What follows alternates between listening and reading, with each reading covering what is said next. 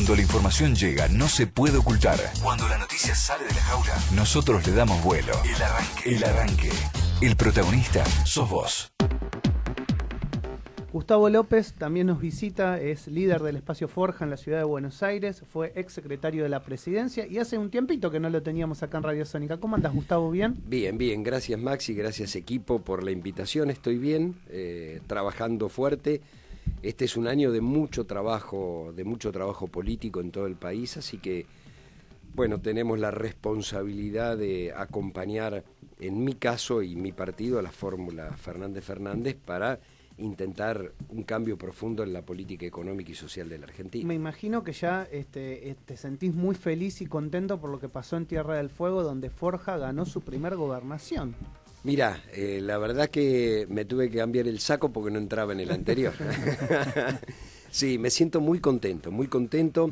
Es un trabajo militante muy fuerte. Somos un partido pequeño al lado de los monstruos que son el PJ, la UCR, el PRO. Pero la verdad que es en este momento es el único partido de alcance nacional que no sea la UCR, el PRO o el PJ que tiene un gobernador. Porque después hay expresiones provinciales, ¿no? Como el Movimiento Popular Neuquino, sí, o como Juntos por Río Negro, el de Beretinec, pero digo, el resto lo tienen entre tres fuerzas políticas, o dos, digo, Cambiemos por un lado, con sus dos variantes, o el PJ. Y, perdón, ¿cuánto más le cuesta a los partidos pequeños meterse en política? Y digo, se valora muchísimo más obtener una gobernación, justamente por eso, pero ¿cuánto cuesta? Bueno, el esfuerzo es doble, triple, quíntuple. Fíjate vos que mi candidato a presidente apoyó al otro candidato, sí, porque era del PJ. Entonces, y no es contradictorio, pero te cuesta mucho más. A pesar de eso, a pesar de Gustavo Melella, intendente de Río Grande y gobernador electo, decir públicamente que su candidato era, o su fórmula era Fernández Fernández, y que Alberto apoyaba a Bertone, igual ganamos por 14 puntos de diferencia. Porque la gente separa lo que es la política nacional de lo que es la política provincial. Nosotros provincializamos la elección, le preguntábamos a la gente, bueno, ¿usted qué quiere? ¿4 años más de Bertone o quiere una transformación con Melella? Y votó la transformación con Melella, que es un gran tipo, es un gran intendente y tiene unos proyectos bárbaros para hacer sustentable Tierra del Fuego. Hablando de esos proyectos, fuera del aire me comentabas que están trabajando en un proyecto económico para, de alguna manera, la provincia pueda salir de pozos y esta crisis que tiene, sobre todo en el empleo, ¿no? Sí, hoy es la provincia con mayor desempleo, por lo menos patagónica, 13% de desempleados. Es un número muy grande. Es un número muy grande, el resto de la Patagonia está en la mitad. Es un número muy grande porque además las temperaturas son bajo cero todo el año. Digo, estar desempleado es grave en cualquier circunstancia. Ahora, estar desempleado en un lugar donde las temperaturas son de 10 grados bajo cero y necesitas dinero para comer, para calefaccionarte, para... Exactamente. Para abrigarte, para todo. Para abrigarte. Nosotros estamos trabajando hace 9 meses con la fundación de Mercedes Marco del Pont, donde está Cecilia Todesca, hoy economista de cabecera de la fórmula Fernández Fernández, en un proyecto autosustentable. Melella le dijo, yo quiero soberanía alimentaria, es decir, quiero producir los alimentos que se consuman en la isla, soberanía energética, quiero agregarle valor al petróleo y el gas, digo, que haya algún proceso industrial que permita agregarle valor y además que no se exporte todo, que una parte vaya a los vecinos y vecinas de Tierra del Fuego, que no consumen el gas ni el petróleo de su isla. Claro. Quiere un proyecto de reindustrialización, no solo de la electrónica, sino también la industria pesquera. Hoy no se está pescando. Entonces, digamos, esa provincia que es estratégica en términos geopolíticos, porque ahí está la Antártida, ahí están las Malvinas. Totalmente. El gobernador es gobernador de Antártida e islas del Atlántico Sur. Es decir, la riqueza que hay de recursos naturales, la provincia no la ha aprovechado para los habitantes de la provincia. Así que estamos muy esperanzados en ese proyecto, en trabajar y que el gobierno nacional, que espero que sea Fernández Fernández, acompañe fuertemente este proceso. Porque ¿qué pasó durante el gobierno de Macri? Digo, ¿por qué la debacle? Porque todas las medidas que se tomaron, digo, la industria fueguina está protegida, con exenciones impositivas, pero si a las exenciones impositivas vos le agregás una apertura indiscriminada de las importaciones y una baja de aranceles para lo que se fabrica en la isla, quebraron todas. Totalmente. Perdieron 9.000 de los 15.000 puestos de trabajo. Recién diste un dato que no es menor. Algunos hablaban de que más allá que Rosana Bertone es apoyada y ella iba a apoyar a los Fernández, tenía una cercanía tal vez o una buena sintonía con el gobierno de Macri. Y los 2 años y medio, los 3 primeros años aplicó un ajuste brutal. Y en relación a eso, recién nombraste el tema de Malvinas y el Atlántico Sur. Y también uno se pregunta cuál ha sido el reclamo por parte de Bertone hacia el gobierno nacional en muchas políticas de, por ejemplo, compartir recursos de las propias Islas Malvinas con los británicos y también la depredación en la zona en relación a la pesca. No ha habido muchos reclamos por parte de la exgobernadora. No, y sí por parte de Melella. Melella fue a las Naciones Unidas por el acuerdo Forador y Duncan, es decir, el acuerdo entre los dos vicecancilleres, que es hagamos negocios y no discutamos de la soberanía. Digamos, un intendente fue hasta las Naciones Unidas reclamando que se estaba violando la resolución 245 de la ONU. Es increíble que del año 1900, claro, del año 1965. Y además él es el que presentó un recurso de amparo contra la concesión de áreas petroleras a las empresas inglesas. Es decir, la cuestión Malvinas está muy presente en Tierra del Fuego. Río Grande es la capital nacional de la vigilia. De allí y de Río Gallegos salían los aviones para la guerra. Así que, bueno, yo creo que todo ese combo le dio la derrota a uno y la victoria a otro. Dimos vuelta a la página y ahora estamos, bueno, vamos a pelear los senadores y los diputados para que el gobernador tenga su representación. ¿Hay paso ahí? ¿Cómo es el...? No, lamentablemente el PJ, a todos los partidos que a nivel nacional estamos en el frente de todos, en Tierra del Fuego, esos partidos que apoyamos a Melella no nos dejaron participar. Eso muestra la mente corta del PJ en Tierra del Fuego. Forja, Nuevo Encuentro, Partido Solidario, Frente Grande, Unidad Popular, todos esos partidos tuvimos que armar un segundo frente que se llama Vamos Todos a Vivir Mejor, porque el lema de la campaña era Vamos a Vivir Mejor, con el todos ahora, y tenemos que ir con boleta corta, es decir, senadores y diputados, y como se ha hecho alguna vez, con una tijerita diciéndole a la gente, usted quiere votar Fernández, corte boleta, pero acompañe al gobernador. Va a ser una campaña dura. Se lo planteamos a Cristina, el viernes estuvimos con Cristina Fernández de Kirchner, Melella y yo, le dijimos que bueno, que el PJ de la provincia nos había obligado a eso. El decreto de Macri no permite las colectoras, así que bueno, competiremos en desigualdad de condiciones, pero muy convencidos de lo que hay que hacer, así que... ¿Y cuál fue la opinión de la expresidenta en este tema? Ella no... Entendiendo su posición también, ¿no? Que hoy es candidata a vicepresidenta, no es candidata a presidenta y tampoco es presidenta del partido. Lo lamentó, el partido allá lo preside Bertone, fue una expresión local, porque el resto firmamos a nivel nacional y en cada una de las provincias, y mucho desde lo jurídico no se podía hacer, porque aunque nos hubieran dado el aval para adherir, hay un decreto que tendríamos que declarar la inconstitucionalidad, conseguir un amparo que nos permita jugar mientras se estudia la inconstitucionalidad.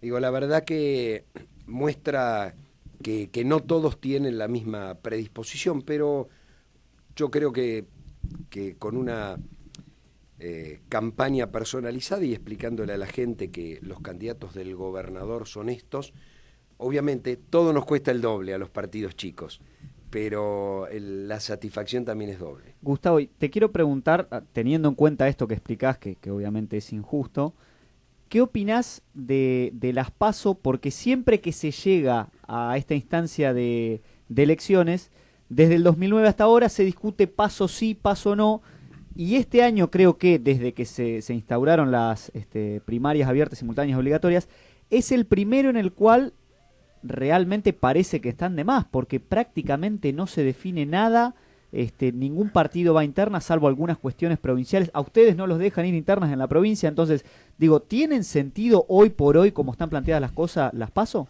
Mira, habrá que discutirlas para el futuro. Digo, uno no puede cambiar las reglas electorales en el medio de una elección. Sin duda, digo, sin esto duda. es así.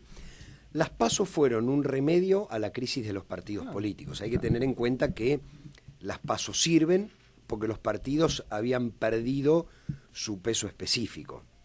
Porque antes la selección se daba a través de los partidos políticos, la selección de candidatos. Vos militabas en un partido, hacías tu carrera en un partido y luego confrontabas o te elegían a partir de todo ese esfuerzo.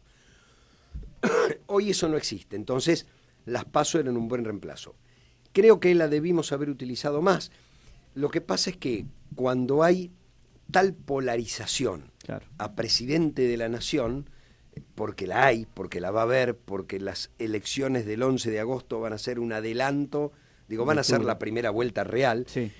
Cuando se da ese fenómeno en la vida política, que uno no lo elige, sino que se da, no se dio en el 2003, se da esta vez, y se da muy fuertemente. Entonces, cualquiera sea la herramienta, la gente polariza. Yo creo que hay que pensarlo para el futuro, hay que discutirlo, yo creo que es una herramienta válida, pero si la ciudadanía y las fuerzas políticas no están dispuestas o no estamos dispuestos a utilizarlo, es un expendio de dinero al divino botón y un esfuerzo de votar 3 veces la misma elección que la gente se confunde. Lo pregunto por eso, por el hecho de que, bueno, la semana pasada comentábamos en el programa, distintas fuentes dicen que son entre 3.000 y 4.500 millones de pesos los que se gastan en las PASO, y digo, ante tal desangre que hay del país que pierde plata por todos lados, a veces uno piensa, digo, ¿tienen sentido? Yo creo que una de las labores que se tiene que dar el Congreso es discutir este tema, y si las vamos a usar, usémosla, y si no, saquémosla. Pero me parece que del 10 de diciembre en adelante hay que discutirlo, lo mismo que el debate presidencial. Bueno, eso no cuesta mucha plata, pero ¿qué sentido tiene un debate presidencial si cada uno puede decir cualquier cosa y después hacer exactamente lo contrario? Eso es increíble porque, digamos, a todos los que nos gusta la política seguramente vamos a estar en primera fila mirando el debate presidencial. Ahora, ¿qué hacemos? ¿Anotamos y después a la primera de cambio decimos esto no se cumplió, esto no se cumplió? No tiene sentido. Como eso no tiene que ver con el sistema electoral, yo creo que se podría cambiar por una ley en las próximas semanas y evitarlo. Digo, la verdad que no tiene ningún sentido. No tiene ningún sentido si no poder reclamarle nada a nadie. Totalmente, sí. Macri, todo lo que dijo en el debate con Scioli, no va a haber impuesto a la ganancia para los trabajadores, no voy a devaluar. Vos te acordás, estás mintiendo, Daniel, estás mintiendo. ¿En qué te han convertido? ¿En qué te has convertido? Y más allá de eso también, yo recuerdo que a mí algo que me molestaba mucho era que nadie respetaba nada. Todos decían, bueno, van a tener 1 minuto para hablar, después 30 segundos para responder y qué sé yo. Y hablaban 2 minutos y medio, nadie respetaba la chicharra, el moderador estaba pintado. La experiencia es que el debate lo gana el mejor actor. Sí. Y la verdad que el que mejor mira a cámara, el que menos transpira. El primer gran debate fue Kennedy-Nixon en el año 1960, y se lo ganó Kennedy por ese aplomo, por esa posibilidad de expresarse en la televisión. El otro estaba muy nervioso, perdió el debate. La verdad que yo ya no le veo sentido. En otros países tiene sentido porque hay más orgánica entre los partidos políticos. Claro. Digo, los partidos existen, los sistemas europeos, ¿no? Sí. De parlamentarios. Si vos entraste por un partido, a ese le ocurre irte a otro partido. Claro. No te ponen en la tapa de los diarios por acompañar a tu primer ministro, como si fueras un traidor porque la gente quiere otra cosa. No, estás para eso, para acompañar a tu primer ministro, si no se cae el gobierno. Entonces, qué sé yo la verdad que las PASO, las discutiría a partir del 10 de diciembre, el debate presidencial lo sacaría pasado mañana, que no tiene ningún sentido. Además, la verdad que no recuerdo cuál es la sanción si alguien no va a debatir, pero hay una, no sé cuál es. La verdad que no me acuerdo, pero no creo que sea algo muy complejo. No, me parece que sí es importante debatir política. Sí. Digo, a la gente hay que decirle, a la sociedad, al que nos está escuchando, cómo vamos a hacer para generar trabajo en una economía que está gravemente herida, con una deuda externa impagable, con compromisos con el Fondo Monetario Internacional que tenés que sentarte a renegociar. Y vuelvo a repetirte, con una economía que está funcionando al 40 o al 50% de su capacidad productiva.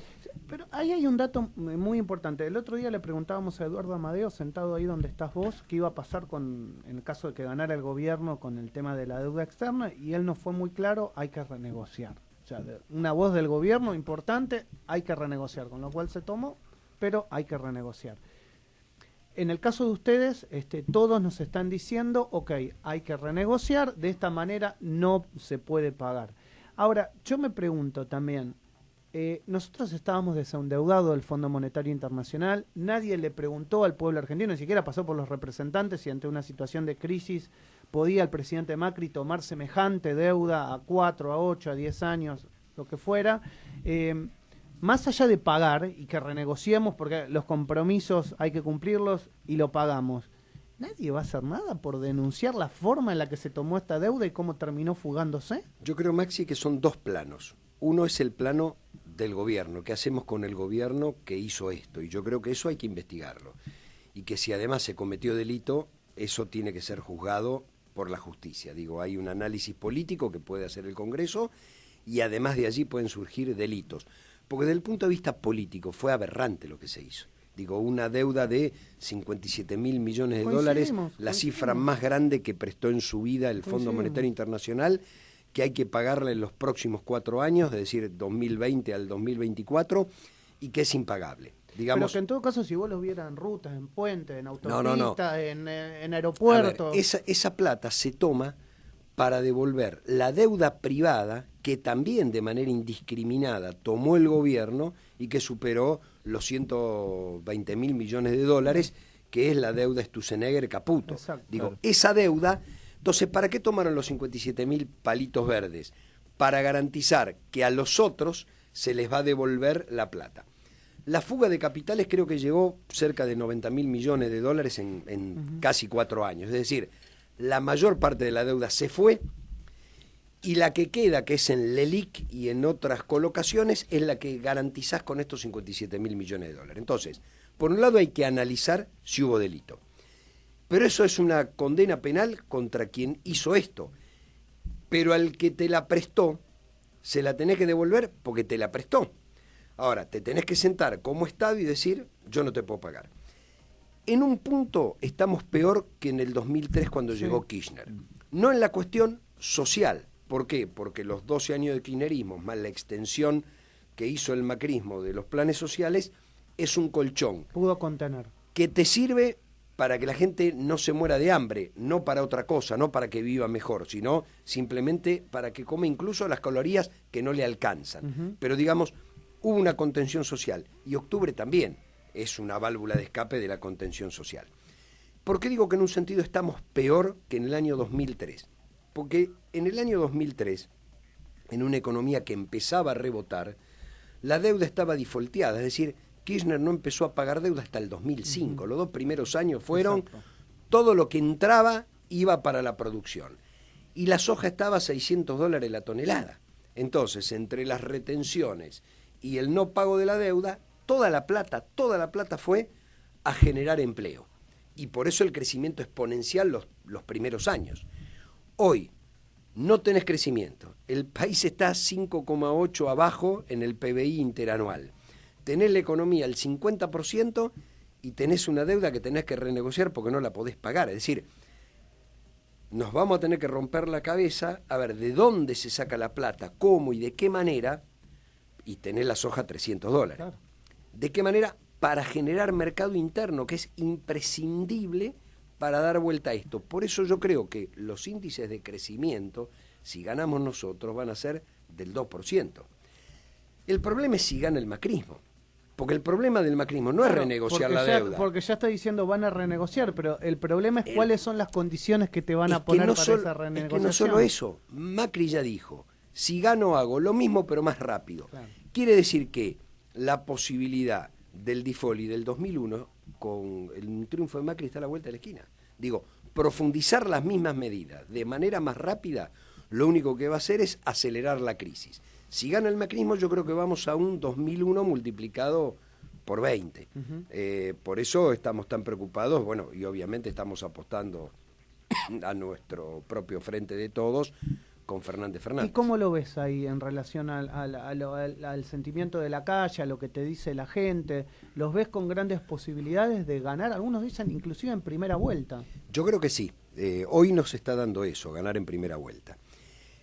No estamos enfrentando a nenes de pecho, estamos enfrentando a una coalición muy fuerte del poder económico real, del poder político, del poder judicial, digamos. Detrás de esto está el Fondo Monetario, los fondos buitres y mediáticos. Sí, el poder mediático, el poder económico, el poder judicial, el poder real está del otro lado. Claro, contra los votos del pueblo no se puede. Yo imagino que van a hacer lo imposible para achicar la brecha electoral y llegar a una segunda vuelta con campañas sucias. Bueno, lo que le pasó a Esper, ¿no? Pregúntale a Esper. Campañas sucias, nuevas denuncias de todo tipo, ¿sí? La pregunta que uno se hace, y la primera respuesta que yo doy es, igual no les va a alcanzar, la pregunta que uno se hace es esto, ¿les va a alcanzar con todo eso? Porque la economía real no se va a modificar. Y te tiro un dato, el Fondo Monetario de manera irresponsable le dio toda la plata al gobierno para que mantenga el dólar. La expectativa, ¿cuál va a ser? Mantener el dólar debajo de los 45 hasta octubre. Y entre octubre y diciembre te va a estallar la economía por el aire. Ahora, le va a estallar a cualquiera que asuma el 10 de diciembre va a tener este problema del estancamiento del dólar, porque vos tenés, lo que no va a cambiar, una inflación del 50%, no va a cambiar. La caída del Producto Bruto, es decir, el achicamiento de la economía argentina, no va a cambiar. La pérdida del poder adquisitivo del salario, no va a cambiar. La suba de la desocupación, es decir, la pérdida de empleo, no va a cambiar. Entonces, con todos estos índices, ¿pueden ganar la elección? El sentido común indica que no. Entonces van a apelar a otras cuestiones que no sean la economía real para intentar ganar. El ejemplo burdo, que uno no sabe, bueno, si esto le va a dar resultado. Día de la Bandera. Chicos de escuela primaria, el presidente hablando no de Belgrano, sino de Moyano y de las mafias. ¿Por qué? Esos son los temas que van a tirar sobre la mesa. Como no pueden hablar de ocupación, no pueden hablar de crecimiento, no pueden hablar de deuda, no pueden hablar de economía, no pueden hablar de cómo le va a la gente, van a hablar de otros y las supuestas culpas de otros. Es una estrategia comunicacional. Yo creo que no les alcanza, pero bueno, esa es la pelea. Y me parece, y con esto termino, que hicimos lo correcto. Hicimos un frente muy amplio, coalición, para enfrentar a otra coalición con la mayor cantidad de votos posible. Y en ese frente amplio, ¿por qué no estuvo Pichetto? Yo creo que jugó una cuestión personal, Pichetto. Jugó una cuestión muy personal. Yo no lo conozco tanto como para hablar de otros temas, pero me parece que... ¿Tenías trato con él estando poco. En el gobierno? No, poco. Respeto, porque él, siendo presidente del bloque de senadores en el Senado, cuando Cristina era presidenta, actuó muy bien, siempre. Le tenía mucho respeto, pero al día siguiente de haber perdido Scioli, se pasó al otro lado. Yo creo que ideológicamente es un hombre de derecha, democrático, pero es un hombre de derecha, y que su pensamiento está mucho más cercano a Macri que al pensamiento más progresista dentro del peronismo. El peronismo tiene distintas variantes. Él es un hombre de la derecha peronista en el sentido neoliberal y en otros también, ¿no? Cultural. Cuando habla de los inmigrantes, es un hombre de derecha. Macri es un hombre de derecha. A veces no gobierna del todo con la derecha porque las circunstancias no se lo permiten, pero si no, haría un gobierno mucho más a la derecha. Y creo que Pichetto se siente más cómodo ahí.